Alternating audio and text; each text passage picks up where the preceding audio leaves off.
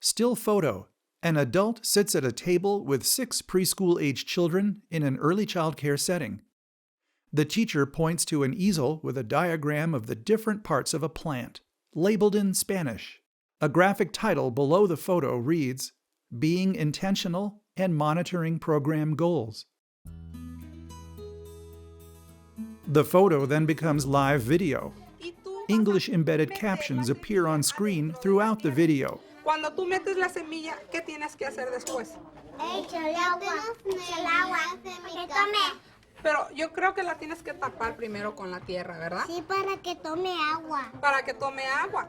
The voiceover speaker is identified as Linda Espinosa, who is later seen on screen and further identified as Linda Espinosa, PhD, Co-Principal Investigator, Center for Early Care and Education Research, Dual Language Learners, University of North Carolina, Chapel Hill.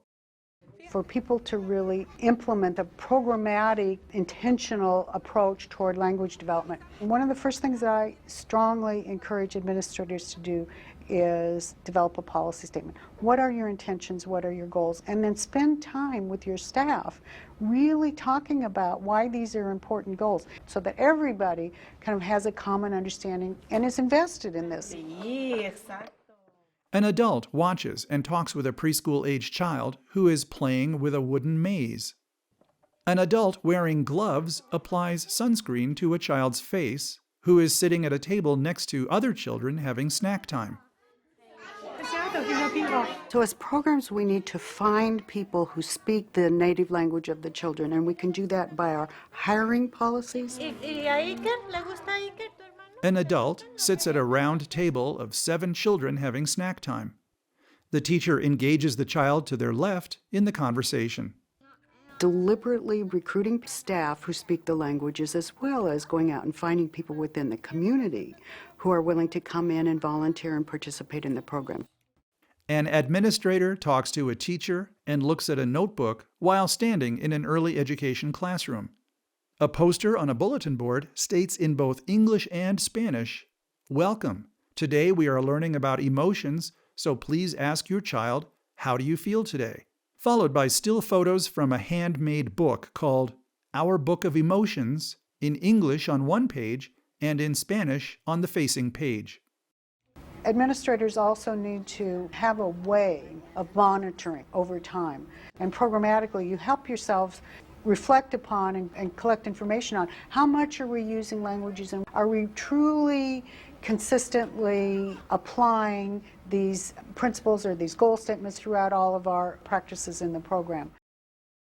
5 preschool-age children and an adult sit at a table in an early childhood education classroom. A large butterfly cage sits on the table. The children draw pictures of the butterfly. One child has a magnifying glass. Dr. Espinosa's voice is heard during the following scenes, and their face appears on screen periodically between scenes.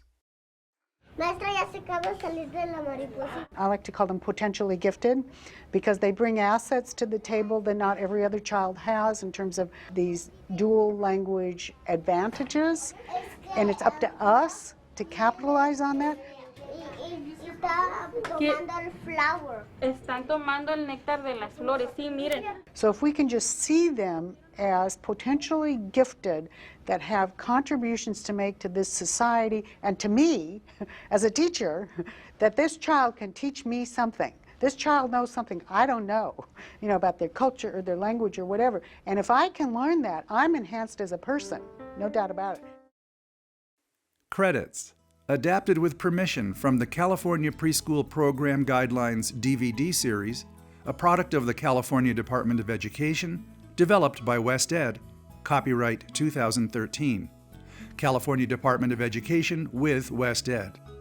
A special thanks to the programs and families without whose help this video series would not have been possible. The CDE logo appears in the lower left of the screen. The West Ed logo appears in the lower right.